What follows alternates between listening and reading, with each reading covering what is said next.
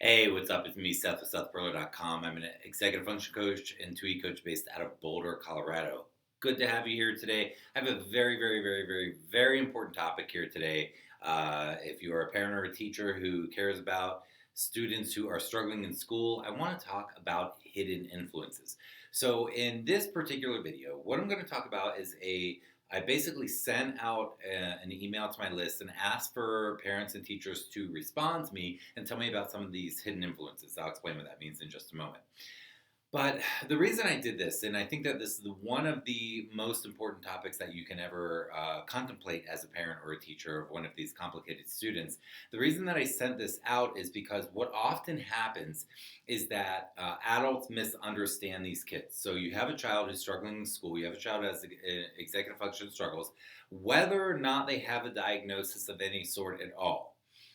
Whether or not they're diagnosed with ADHD, autism, Asperger's, dyslexia, sensory integration issues, whether or not they're diagnosed formally with anything, if they're struggling, they typically struggle with something called executive function. They're struggling to execute on tasks. And what happens is that adults often misunderstand this. And the problem when adults misunderstand this is that the way that they approach trying to get a student to change, trying to help a student, the way that they approach them is not working. And then what often happens is that they inadvertently shame these students. So the student is getting this message: you're lazy, you're not motivated, you're not disciplined enough, you don't try hard enough, you don't work hard enough, you don't care enough about school. And they get these messages and they internalize these messages. And this gets very exhausting for students. So they're internalizing this, it makes them less willing or motivated to continue to want to try on these things. This whole cycle starts, and they end up feeling bad about themselves and obviously not doing what they need to do in terms of putting the pieces in place that are going to help them have the skills and the knowledge that they need to launch a great future.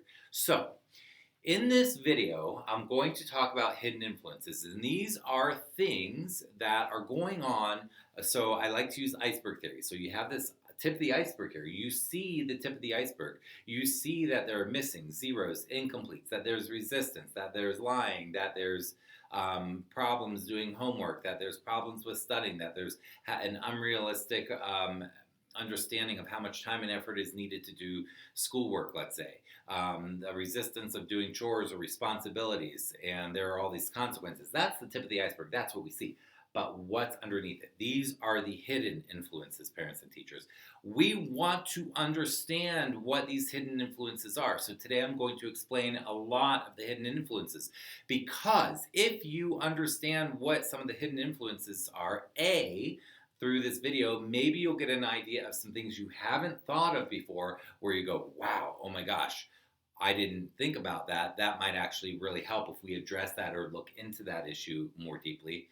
And B, you can be more compassionate and understanding, not have the misunderstandings, not shame, so that you can actually move towards better solutions to better serve your child or the students that you're working with. So in iceberg theory, we have the tip of the iceberg and we have all these things under it. These are the hidden influences. Now, the driving question behind iceberg theory, the driving question behind hidden influences is this: is it a can't or a won't? And I've linked to another post that I did about can't or won't. You see, what happens when there are these hidden influences and there's the shame is that adults will assume that a student isn't doing what they are supposed to be doing because they won't do it. And what I'm proposing to you with this hidden influences is that there are things influencing the student that is causing misunderstanding, things beneath the surface of the iceberg that make it a can't. It's not that they won't do it, it's that they can't do it, that they do not have the executive function or the skills or the knowledge or the foundation to do what we are asking them to do. So quite literally, we pile so much work on middle and high schoolers. What I see my students coming in with after a long day at school, what they're still expected to do is overwhelming. And it's just a really sad state, because these kids need time to be with family, with friends, to have downtime. They don't need to be doing homework for 4 hours a night after a long day of school.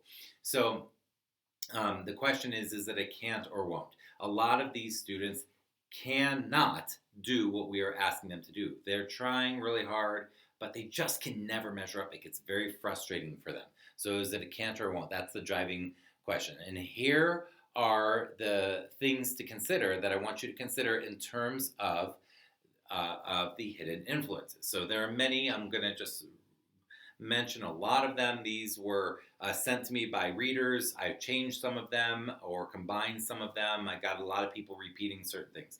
But here are some of the hidden influences. Mental health issues that you, the adult, may not be aware of. You may be a teacher and nobody's told you about it because it's private. It may not be diagnosed. You may be a parent. Your child may not have been diagnosed, but there may be any number of mental health issues. There may be ADHD. There may be depression, anxiety, bipolar. There may be any number of things going on. There may be motor difficulties. So sometimes I'll get a student who might be an 11th grader whose handwriting looks like a second grader's. The motor development is still going on. They haven't finished developing, and they may never have neat handwriting in their entire life, but there can be all kinds of motor or movement challenges. There can be processing disorders. The brain's ability to process sensory information, auditory information, visual information. So this shows up a lot of times when students who can't take notes. They're trying to listen to the teacher. Meanwhile, they're being stimulated by all the stimulus in the classroom. They're trying to hear the teacher, look at what's on the board and read it, get it into their head, out of their hand, and onto the notes. They have these processing disorders, and they cannot get all that done. And again, with a misunderstanding, the teacher might think, well, the kid's just not trying to take notes. Or the parent's thinking, oh, why don't you take notes? You just don't care enough, or whatever the thing is. Eating disorders that nobody knows about. Low self-esteem. Parents divorcing can have an extraordinary effect. Something I've never heard of and just started researching is, I believe it's called Tyrol's condition. And what it does is it affects the body's ability to absorb certain nutrients that are necessary for all sorts of body functions. And then the domino effect from that can cause all kinds of complications. Central sensitization, epilepsy. I had a student who had epilepsy, and the way that he had seizures, it looked like this. It was this zoned out look. It wasn't what you might see in Hollywood movies as far as the seizure is concerned. It was, these were very small. You might see his eyes move a little bit. So parents and teachers may not even notice this. Do they have epilepsy? Dyscalculia, which is a math disability. It's not a won't, it's a can't. I have students who they cannot process numbers. They may never be able to in the way that they're expected to in their classes. Type 1 diabetes, type 2 diabetes, obviously. Body image issues, which was kind of mentioned above. Lacking confidence to take healthy risks. Being shamed and internalizing that. Verbal abuse they're experiencing somewhere. Physical abuse they're experiencing somewhere. Emotional abuse that they're experiencing somewhere. Sexual abuse that they're experiencing. Spankings and even traumas that can come from that. All sorts of traumas, birth trauma, having multiple IEPs. Somebody wrote in having multiple IEPs supports throughout elementary and middle schools, then having them dropped when they go into high school because they're supposed to learn to do it on their own after they graduate. And they said this is like being pushed off a limb or a cliff for the kids. High school quickly becomes one big panic attack when they thought that it would be the best time of their lives. Notations of discontinued IEP accommodations, not remaining in a student file for future teacher reference. So teachers never knowing what was going on before, so they don't have the information they need unless a parent stays on top of all the communications. Loss of special services. Schools and districts not using the word dyslexia or identifying students having dyslexia, dyscalculia, dysgraphia. Circadian rhythm disorder, seasonal affective disorder, electronics-induced insomnia, anemia or vitamin deficiencies, chronic dehydration, dehydration-induced headaches, headaches in general, tick-related issues other than Lyme, paranoid personality type, hereditary ADHD, executive function issues. Home environment may not be conducive to improvement outside of the classroom setting. No peace, disruptive, fear, anxiety inducing neighborhood, a hoarding household, etc. Love and chronic crushes or fanaticism, extreme preoccupation with matters of the heart rather than being in an academic headspace. Pandas or pans, OCD, lack of sleep, perfectionism, hormonal changes, poverty. The curriculum is too rigorous and too fast. Short-term or long-term memory deficits, central auditory processing issues, visual processing, processing speed, dysgraphia, asynchronous development in general, which is obviously one of the main characteristics of 2E students in general. So they're super asynchronous, and those discrepancies often cause a lot of misunderstanding. Asperger's, post-concussion effects. I've had numerous students with concussions. I can't imagine how many students have had concussions and didn't even know they had a concussion, or adults for that matter. So, effects of concussions, peer dynamics that they're experiencing, feeling unheard or not seen, too much screen time, ancestral trauma. This is a very interesting one, but considering ancestral or multi-generational traumas, caregiver distress or burnout, constipation. I didn't even consider that myself, but think about how often that happens. Trauma history, misophonia, which I don't even, I'm not very familiar with. A severe reaction to noise. So noises are extremely anxiety producing for these students. Poor diet or nutrition, which can cause all sorts of deficiencies.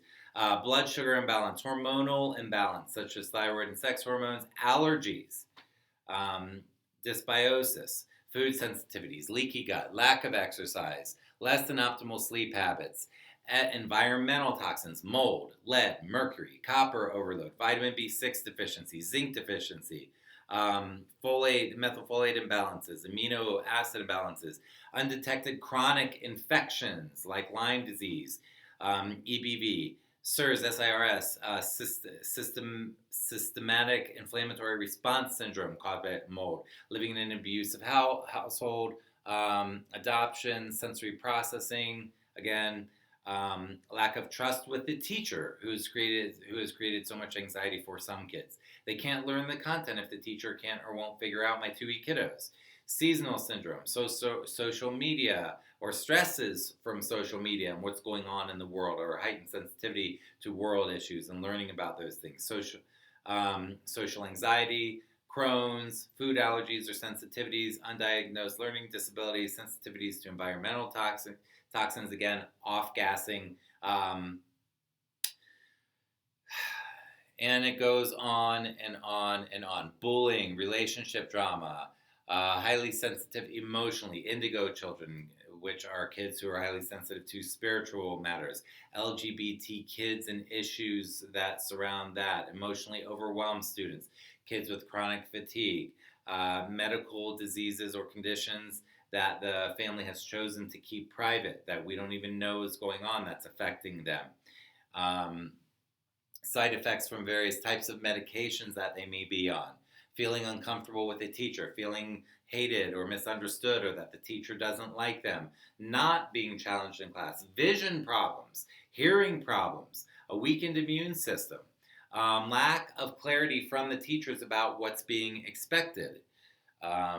I see that a lot because I, as a coach, and when I'm trying to figure out what the student's supposed to be doing, I have a lot of trouble sifting through all the portals and everything to figure out with clarity what exactly the expectation is, and spinning our wheels, wasting time trying to help a student just to figure out what needs to be done, much less even getting to that point of it. Hunger, loneliness, just having a bad day. Food dye. You might look at the Feingold diet with food dyes. Processing speed again. And there are a couple of things left on this list. So to recap, to pull this all together, that's just a list from the people that follow my blog that sent in ideas. If you have ideas, send them to me. I'll add them to this list on my blog at sethperler.com. / hidden influences iceberg theory. Now, or just go to my blog and you can look up hidden influences. But the point is that as adults often assume that it's a won't, that the student won't do what they're being asked, that that they're being willful, and we don't take into consideration nearly enough that it might be a can't, and that there might be something underneath the tip of the iceberg that's going on that needs to be addressed so that the student can be successful. Okay? So, and again, the biggest problem with this, in my opinion, is the shame that's associated with it. That we say, you're just not trying, you're just not motivated, you're just not this, just not that, and we're not addressing what's going on beneath the surface. So I just wanted to put this video out there, and the reason I consider this so important is because there's so much unnecessary suffering that's going on. We have designed and created a school system and school paradigms, even in charter schools and private schools and even homeschool situations. We have this mindset and this idea about what education is supposed to be because we have been indoctrinated in these systems for so long that it can become hard to challenge this system.